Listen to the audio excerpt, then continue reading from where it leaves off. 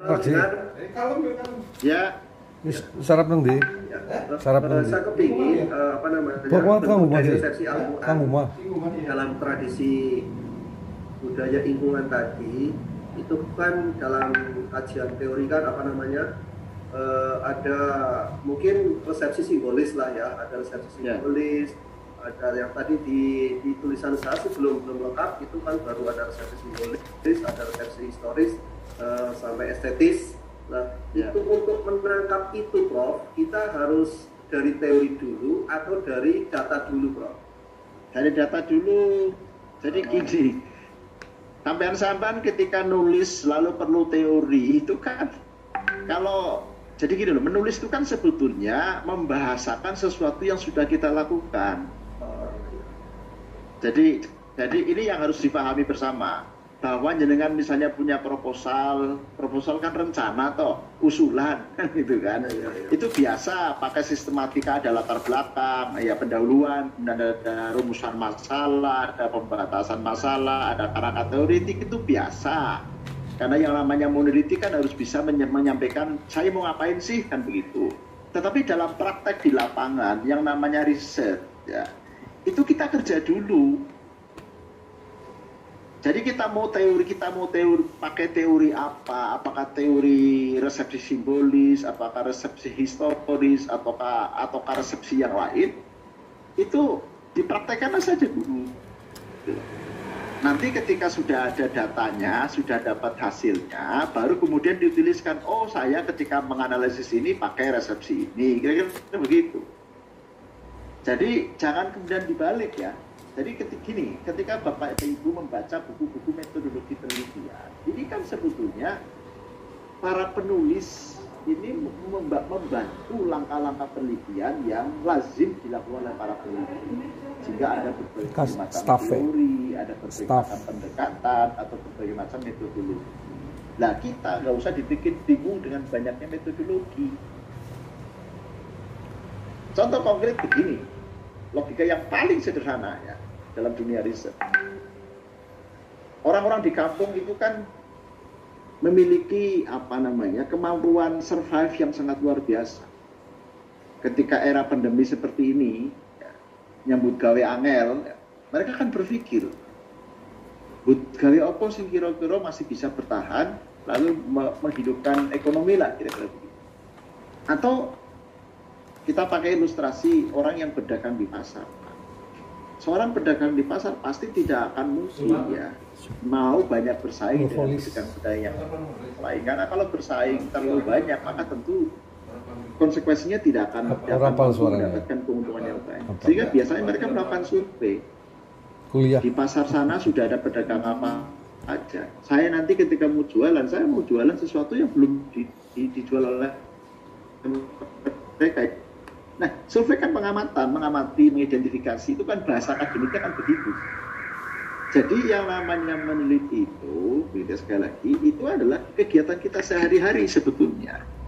Nah, ketika nanti dituliskan menjadi sebuah paper yang layak baca, kita memang punya kewajiban menyampaikan kepada pembaca kita pakai apa, kita pakai metode apa, kita mendekatinya pakai apa, kita menganalisisnya pakai perspektif apa, sehingga memunculkan kesimpulan yang nanti kita tuliskan.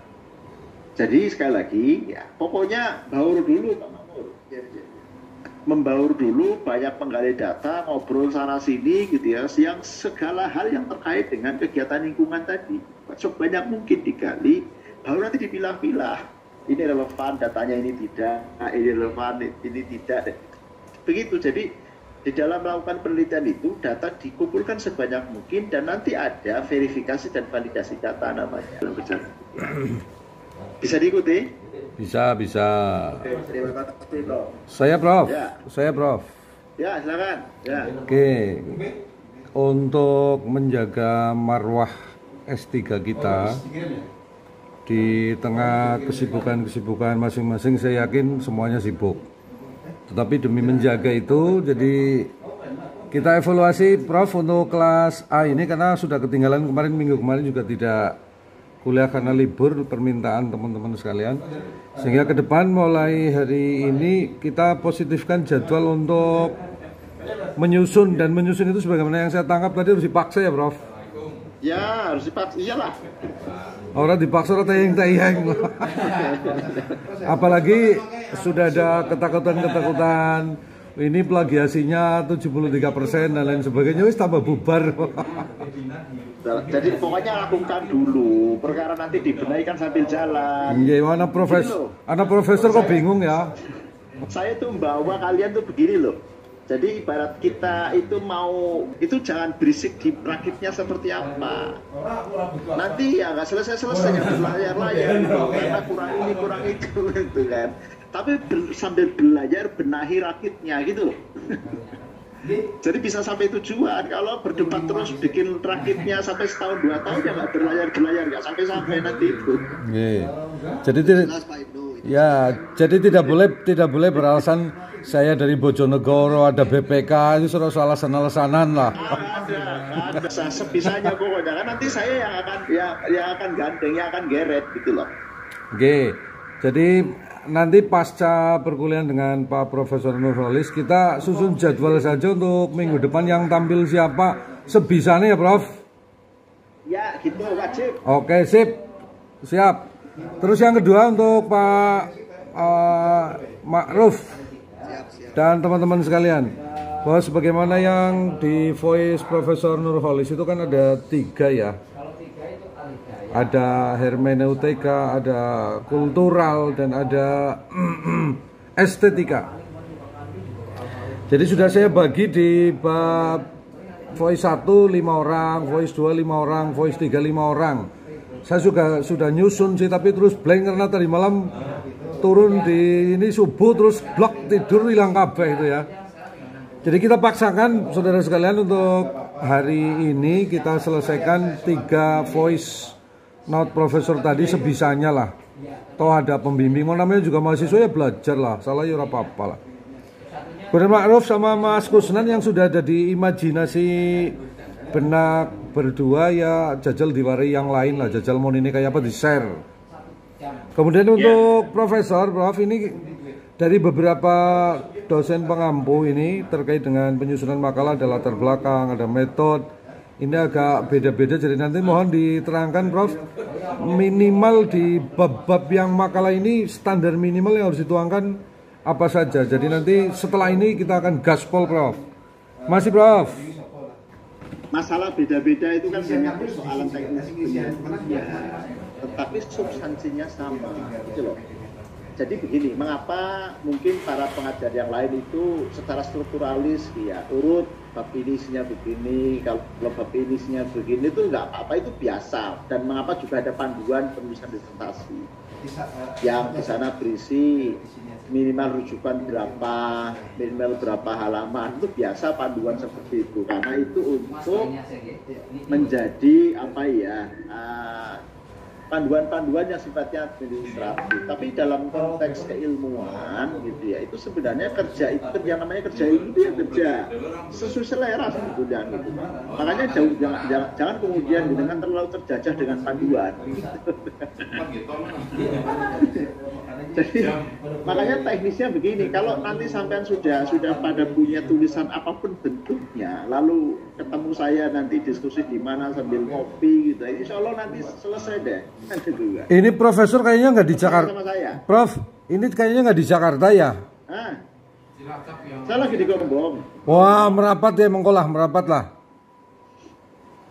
Iya, roh sekalian apa? Lagi di Gombong. Iya, roh. Iya, nanti malam. Oke. Nanti malam. Nolin. Ya, siap. Iya, nanti malam insya Allah. Jam 7:30. Oke, Derek. Maghrib kumpul ya. Siap, di rumah Bapak nopo? Di Tombio. Di Masjid Al-Fatah di Purwowangi itu. Di Sherlock Prof. Oh, gue berarti kultural ya, kultural apa estetika gue yang kau jadi mau ini. Oke, siap tersamper nanti.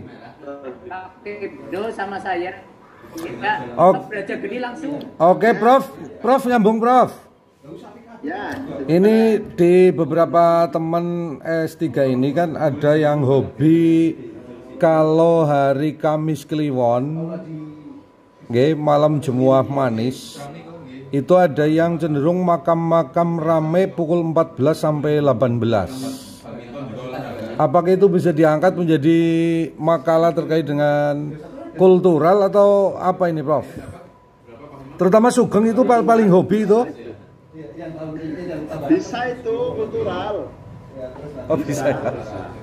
Nong bengi baru le nopo siluman Kang Ibnu. Kudu. Kan dewek orang sadiku. Prof, saya izin masuk, Prof. Ya, silakan. Kendala akademis, jadi begini, saya masih belum bisa memahami ketika tadi berbicara mengenai pendekatan yang dilakukan ketika merayakan Al-Quran atau resepsi Al-Quran ini secara estetis. Sementara saya perhatikan tadi ketika ada Pak Kusnan dengan siapa tadi yang Pak Ma'ruf ketika sudah ini, tapi ketika giringan terakhir saya bingung karena tesis saya insya Allah kan diarahkan pada manajemen keuangan pesantren yang awalnya saya ingin membahas mengenai lembaga keuangan mikro syariah yang pesantren misalnya menghakap mikro yang sekarang ini. Nah, tetapi sekali lagi karena itu saya kira